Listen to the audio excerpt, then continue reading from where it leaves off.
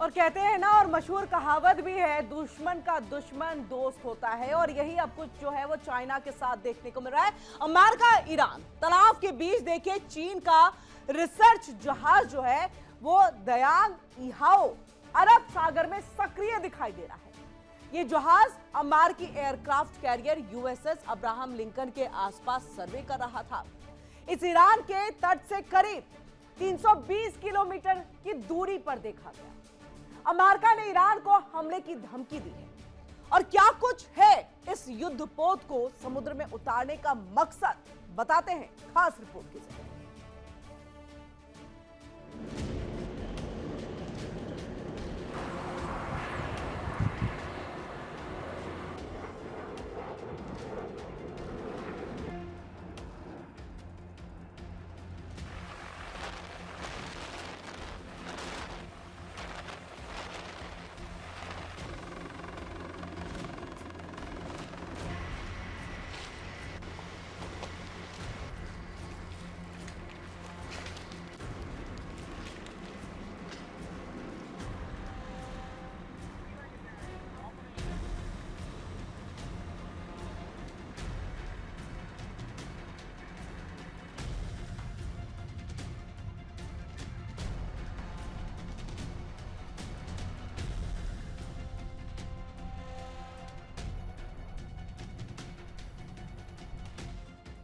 America और Iran के बीच बढ़ते तनाव के दौरान चीन का एक रिसर्च जहाज अरब सागर में देखा गया। इस जहाज की मौजूदगी से यह चर्चा तेज हो गई है कि क्या चीन अमेरिका की सैन्य गतिविधियों पर नजर रखकर ईरान को जानकारी दे रहा है। शिप ट्रैकिंग डेटा के मुताबिक चीन का रिसर्च जहाज दायांग याहो 19 दिसंबर से अरब सागर क्षेत्र में सर्वे कर रहा है।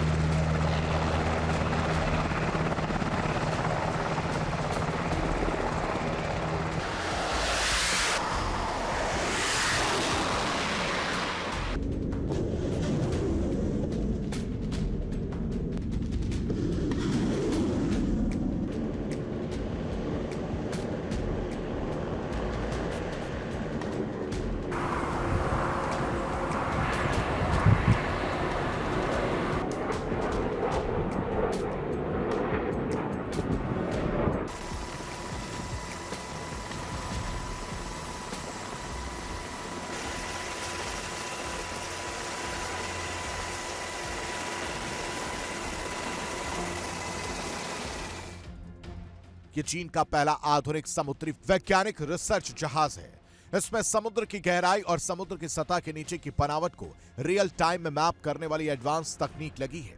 यह जहाज समुद्र में होने वाली असामान्य आवाजों की निगरानी भी कर सकता है। इसके साथ इसमें सैटेलाइट कम्युनिकेशन और वायरलेस इंटरनेट की सुविधा भी है। अमेरिका और ईरान के बीच बढ़ते सैन्य तनाव के बीच अरब सागर में चीन के एक हाईटेक रिसर्च जहाज की मौजूदगी ने रणनीतिक हलकों में खलबली मचा दी है। सवाल सीधा और गंभीर है, क्या चीन अमेरिका की सैन्य गतिविधियों पर नजर रखकर ईरान को खुफिया जानकारी दे रहा है? और क्या यह महज वैज्ञानिक रिसर्च है या समुद्र के नीचे चल रहा है एक साइलेंट मिलिट्री गेम?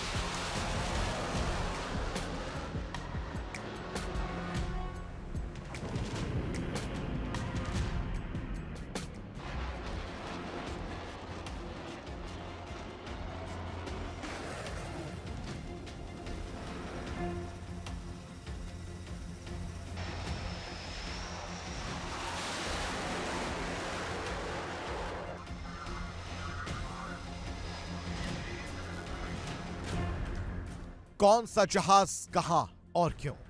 चीन का एडवांस रिसर्च वेसल दायांग याहू 19 दिसंबर से अरब सागर क्षेत्र में सक्रिय। अमेरिकी नौसेना के एयरक्राफ्ट कैरियर्स परमाणु पनडुब्बियां।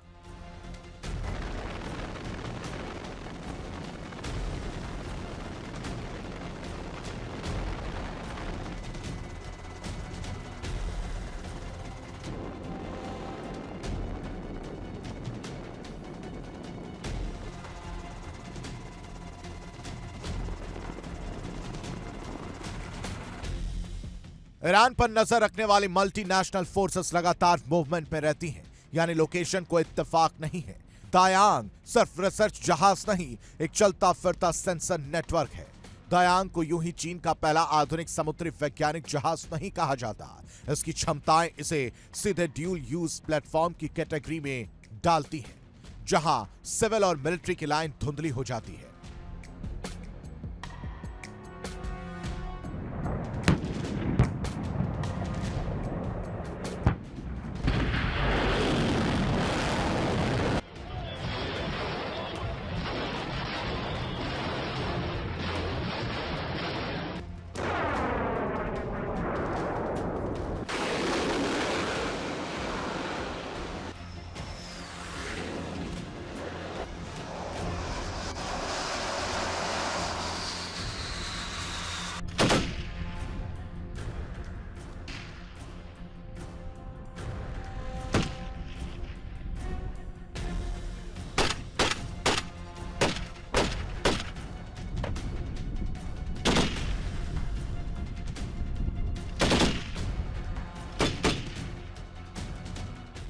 एक्सपर्ट के मुताबिक यह जहाज अमेरिकी aircraft carrier USS Abraham Lincoln के पास वाले समुद्री इलाके में काम कर रहा था। हालांकि दोनों जहाजों के बीच सही दूरी का पता नहीं चल पाया।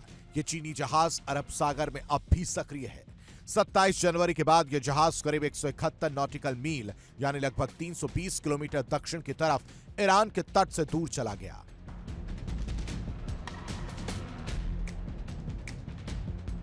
अब आपको दायांग की खासियत बताते हैं। समुद्र की गहराई और सी बेड टोपोग्राफी का रियल टाइम मैपिंग, पानी के नीचे होने वाली असामान्य आवाजों की निगरानी, high end satellite communication system, long range wireless internet और data transmission, ocean currents, magnetic field और अंडर वाटर स्ट्रक्चर की स्टडी।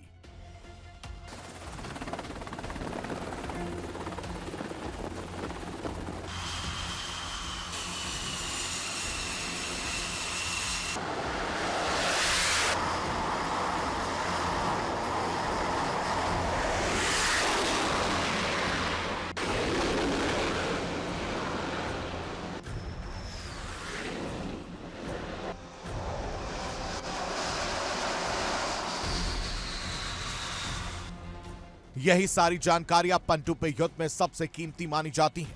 अमेरिका और उसके सहयोगी देशों को चिंता इसलिए है क्योंकि चीन और ईरान के बीच रणनीतिक साझेदारी पहले से मौजूद है। ईरान अमेरिकी नेवी मूवमेंट पर हर छोटी जानकारी चाहता है और चीन के पास डेटा इकट्ठा करने की, टेक्नोलॉजी शेयर करने की क्षमता दोनों है। अगर चीन अमेरिकी जहाजों की मूवमेंट, पनडुब्बियों के साउंड सिग्नेचर या समुद्र तल का हाई रिजोल्यूशन मैप इकट्ठा करता है तो ये जानकारी ईरान की रक्षा रणनीति को गेम चेंजर बना सकती है।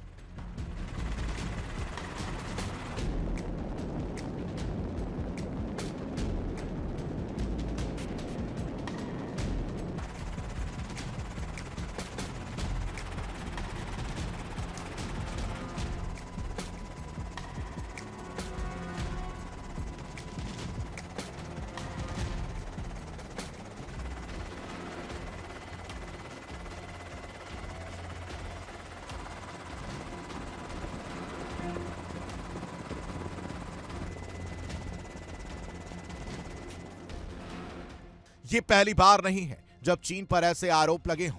पहले भी चीनी रिसर्च शिप्स को हिंद महासागर के संवेदनशील इलाकों में देखा जा चुका है। कई देशों का मानना है कि रिसर्च चीन का कवर वर्ड है, असली मकसद है सैन्य डेटा कलेक्शन। कागजों में दायांग एक वैज्ञानिक रिसर्च जहाज है, लेकिन इसकी टाइमिंग, लोकेशन और टेक्नोलॉजी तीनों मिलकर एक बड़ा सवाल खड़ा करते हैं।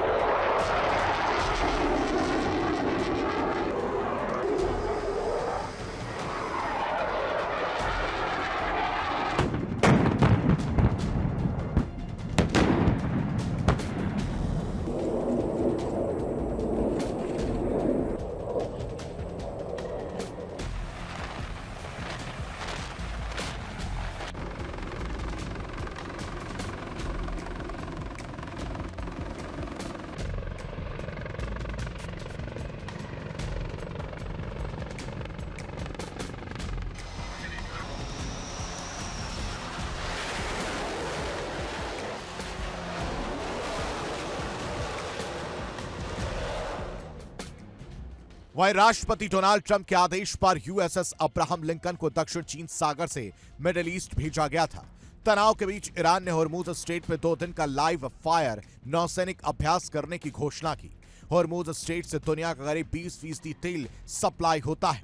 वहीं चीन ने इस मामले में संतुलित रुख अपनाया है। चीन के विदेश मंत्री वांग यी ने कहा है कि चीन बातचीत के जरिए विवाद सुलझाने का समर्थन करता है। चीन और ईरान ने साल 2016 में रणनीतिक साझेदारी समझौता किया था, जिसमें रक्षा सहयोग बढ़ाने पर सहमति बनी थी।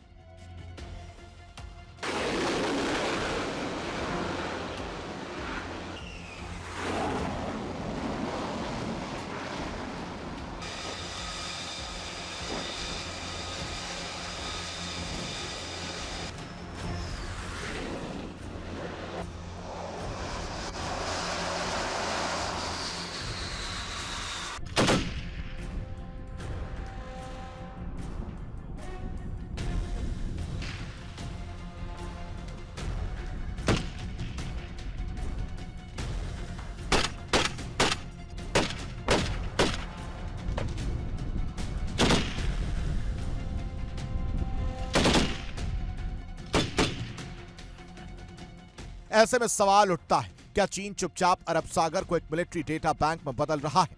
और क्या अमेरिका ईरान टकराव के बीच समुद्र के नीचे एक और अदृश्य युद्ध चल रहा है?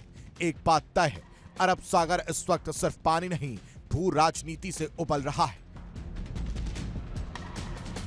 Bureau report, India daily.